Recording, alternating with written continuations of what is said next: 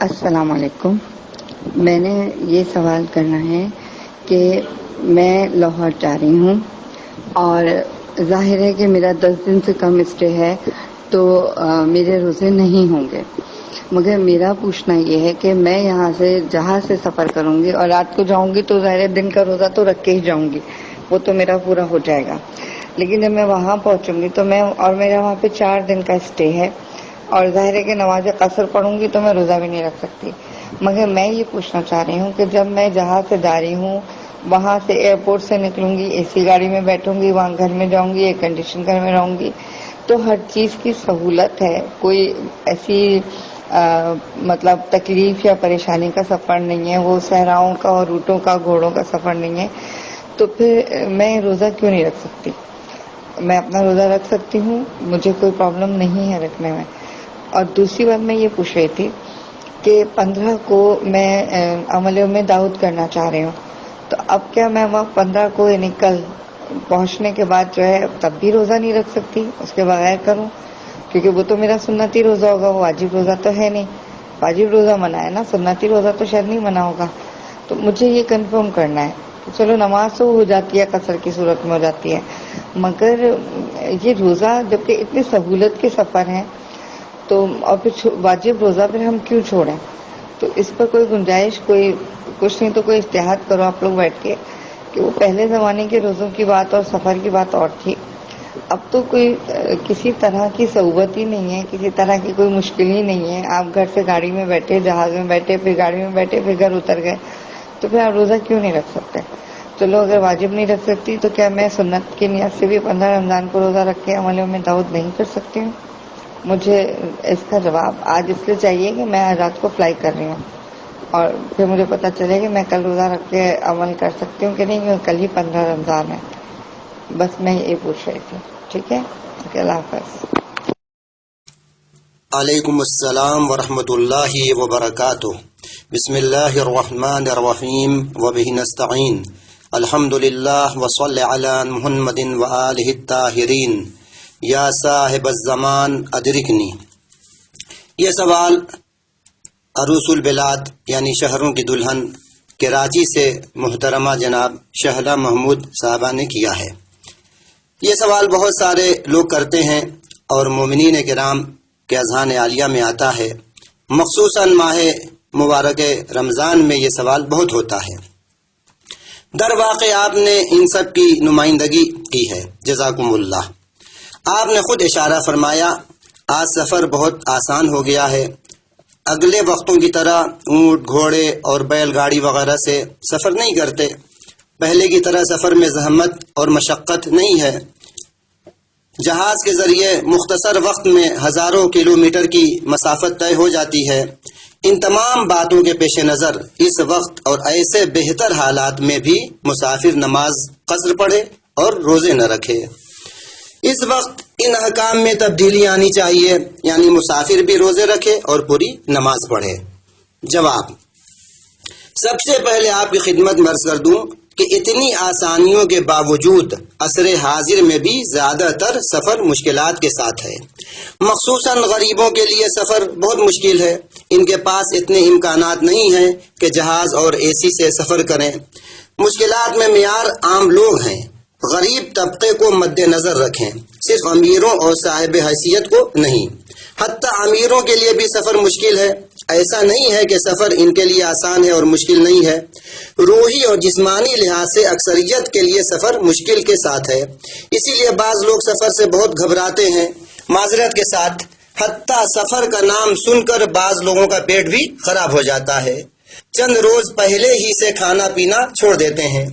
اسی لیے کہا جاتا ہے گھر کی طرح کوئی بھی جگہ نہیں ہو سکتی، اور المسافر کل مجنون، مسافر مجنون کی طرح ہے. اسی لیے حکم دیا گیا شرائط کے مطابق مسافر روزے نہ رکھے اور 4 رکعتی نماز 2 رکعت پڑھے. در واقع مشکلات سفر کے مقابلے یہ کرم اور لطف الہی ہے. ہم کو دین نے جو حکم دیا ہے اس کے مطابق عمل کریں. قانون میں زیادہ تر عام لوگوں کو مد نظر رکھا جاتا ہے تاکہ نظم و ضبط باقی رہے، نظام زندگی درہم برہم نہ ہو. اس کی مثال ایسی ہی ہے، ہم سڑک پر جا رہے ہیں، سڑک خالی ہے، کوئی نہیں ہے، ٹریفک جام نہیں ہے، لائٹ لال ہو گئی، اس صورت میں بھی قانون کہتا ہے آپ رک جائیے، نہیں جا سکتے، اس لیے کہ قانون کی پابندی اور رعایت ضروری ہے۔ بطور مختصر یہ بھی عرض کر دوں کہ ایک ہے حکم کی وجہ، سبب اور علت، اور ایک ہے حکم کی حقیقت اور حکمت۔ توجہ فرمائیں، دونوں میں فرق ہے، دونوں کو ملا نہ دیں۔ مثلا مسافر کی نماز قصر ہے اور روزے نہ رکھے، اس کی علت و سبب خود سفر ہے، یعنی بذات خود سفر کی بنا پر مسافر روزے نہ رکھے اور نماز قصر پڑھے۔ لیکن اس حکم کی حکمت و مصلحت سفر کی مشکلات، مشقت اور زحمتوں کو ختم کرنا یا کم کرنا ہے۔ لہذا اگر بعض لوگوں کے لیے سفر میں مشکلیں نہیں ہیں، بہت آسان ہے، تب بھی نماز قصر ہے اور روزے رکھنا حرام، اس لیے کہ اس حکم کی جو علت و سبب ہے وہ اپنی جگہ پر باقی ہے، یعنی سفر۔ اگر حکم کی علت و سبب نہ ہو تو خود حکم بھی ختم ہو جائے گا، یعنی اگر مسافر نہ ہو تو قصر اور روزے نہ رکھنے کا حکم بھی ختم ہو جائے گا، نہیں رہے گا۔ لیکن اگر حکم کی حکمت و مصلحت باقی ہو تو حکم اپنی جگہ پر باقی رہے گا، ختم نہیں ہوگا۔ مثلا سفر میں مشقت اور مشکلیں نہ ہوں تب بھی حکم باقی رہے گا، یعنی نماز قصر ہے اور روزہ باطل۔ بطور خلاصہ عرض کر دوں، ایک قانون ہے، ان الاحکام الشرعیہ تدور وجودا و عدما مع عللها لا مع حکمتها۔ وجود و عدم کے لحاظ سے احکام شرعیہ کا دار و مدار، یعنی ہونا یا نہ ہونا، علتوں اور اسباب کے ساتھ ہے، اس کی حکمت کے ساتھ نہیں ہے۔ لہذا اگر کوئی مسافر نہ ہو، اپنے وطن میں ہی ہو، لیکن کام وغیرہ کی وجہ سے بہت تھک گیا ہے، مشکل میں ہے، تو اس کی نماز قصر نہیں ہے اور روزہ باطل نہیں ہے، نماز پوری پڑھے اور روزے بھی رکھے، اس لیے کہ حکم قصر کا سبب و علت خود سفر ہے، زحمت مشقت نہیں ہے۔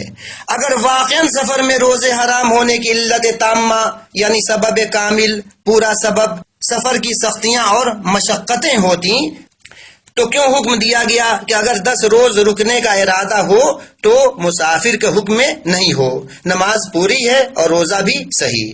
پہلے زمانے میں جب سفر کی سختیاں تھیں، سفر آسان نہیں تھا، تو تھکا ہوا مسافر آتا تھا، کم از کم حکم دیا جاتا 2-3 روز آرام کر لو پھر روزے رکھنا، اس لیے کہ سفر کے بعد بھی مشکلیں اور تھکن رہتی ہے۔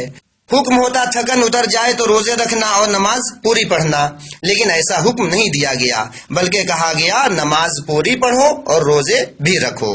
دوسرے یہ کہ جو ہمیشہ سفر کرتا ہے، کثیر السفر ہے، اس کے لیے بھی حکم دیا گیا، نماز پوری پڑھو اور روزے رکھو۔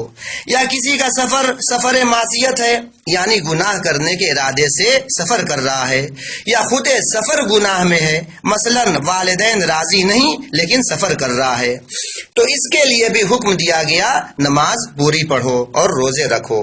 اگر روزے رکھنے یا نہ رکھنے کا معیار یا سبب مسافر کی سختی اور مشکل ہوتی تو جو لوگ شہر کے اندر گاڑی چلاتے ہیں، مثلا ان کا کام ہی یہی ہے، تو مشکلوں اور سختیوں کی بنا پر روزے نہ رکھیں۔ لہذا مسافر کے لیے حکم دیا گیا کہ روزے نہ رکھو اور نماز قصر پڑھو۔ تو اس حکم کا سبب و علت سفر کی سختیاں و مشکلیں نہیں ہیں، بلکہ خود سفر ہے، البتہ شرائط کے مطابق۔ دوسرے یہ کہ اشارہ کیا اکثر افراد کے لیے اس وقت بھی سفر میں مشکلیں و سختیاں ہیں۔ خلاصہ کلام، علت حکم اور حکمت حکم میں فرق ہے، دونوں کو نہ ملائیں، آسمانی احکام کو زمینی رنگ نہ دیں۔ صریح نص موجود ہے کہ مسافر کی نماز قصر ہے اور روزے باطل، قرآن اور معتبر احادیث سے یہ بات ثابت ہے، نص کے مقابل اجتہاد نہیں کیا جا سکتا، یہ حرام ہے۔ قرآن میں آیتیں ہیں روزے سے متعلق اور مسافر وغیرہ کے روزے کے بارے میں، اختصار کی خاطر صرف حوالہ دیتا ہوں، خود دیکھ لیں۔ سورہ بقرہ آیت 183، 184 اور 185۔ روایات اہل بیت عصمت و طہارت بھی بہت ہیں، بطور مثال صرف 2 روایت پیش کرتا ہوں۔ قرآن تو الحمدللہ ہر گھر میں ہے، آیات خود دیکھ سکتے ہیں، لیکن اکثریت کے گھر حدیث کی کتابیں نہیں ہیں۔ امام صادق علیہ السلام نے اپنے آباء و اجداد سے نقل کیا اور ان لوگوں نے رسول خدا سے نقل کیا کہ آپ نے فرمایا، ان اللہ عہد الی و الی امتی ہدیۃ لم يهدها الى احد من الامم کرامۃ من اللہ لنا، خدا بند عالم نے ہم کو اور میری امت کو ہدیہ دیا، ایسا ہدیہ گزشتہ امتوں میں کسی کو نہیں دیا گیا، یہ اللہ کی طرف سے ہمارے لیے کرامت ہے۔ قالوا وما ذاک یا رسول اللہ، سب نے کہا اے اللہ کے رسول وہ ہدیہ کیا ہے؟ قال، رسول خدا نے فرمایا الافطار فی السفر والتقصیر فی الصلاۃ فمن لم يفعل ذلك فقد رد على اللہ عز وجل ہدیتہ، سفر میں افطار یعنی روزہ توڑنا اور نماز کا قصر ہونا، جو بھی یہ نہ کرے یعنی سفر میں روزے رکھے اور نماز پوری پڑھے تو خدائے عز و جل کے ہدیے کو واپس کر دیا ہے، رد کر دیا ہے۔ اس حدیث میں ملاحظہ فرمایا سفر میں روزے نہ رکھنا اور نماز قصر پڑھنا الہی ہدیہ ہے، جو گستاخ و بے ادب ہوگا وہی اس ہدیے کو قبول نہیں کرے گا اور واپس کر دے گا۔ اس ہدیے کی کتنی عظمت ہے، الہی ہدیہ ہے، کسی عام انسان کی طرف سے نہیں ہے۔ اس روایت کے مطابق یہ ہدیہ ہے، لہذا سفر کی زحمتوں کا اس میں کوئی خاص دخل نہیں ہے۔ دوسری روایت، جابر بن عبداللہ فرماتے ہیں، نقل مفہوم ملاحظہ فرمائیں، جب رسول خدا فتح مکہ کے لیے 8 ہجری میں چلے تو ماہ رمضان تھا، رسول خدا کے ساتھ کثیر تعداد تھی، ایک جگہ رسول خدا پہنچے، اس جگہ کا نام حدیث میں ذکر ہے، تو حکم دیا پانی کا برتن لاؤ، جب لائے تو پانی پی کر روزہ توڑ دیا، آپ کے ساتھ جو لوگ تھے انہوں نے بھی روزہ توڑ دیا۔ تعجب یہاں ہے بعض لوگوں نے اپنا روزہ نہیں توڑا، معاذ اللہ، رسول خدا سے زیادہ خود کو احکام الہی کا پابند سمجھتے تھے۔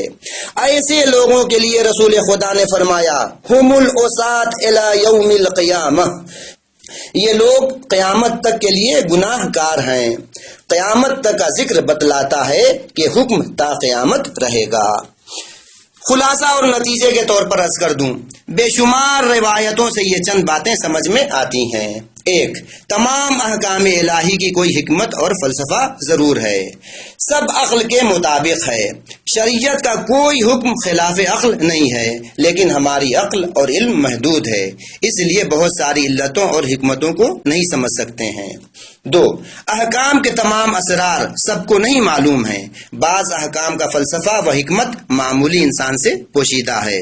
تین، ہم کو چاہیے کہ خدا اور ائمہ معصومین علیہم السلام کے تمام حکم و دستور پر عمل کریں، عمل کرنے کے لیے اس کی حکمت و مصلحت کا جاننا ضروری نہیں ہے۔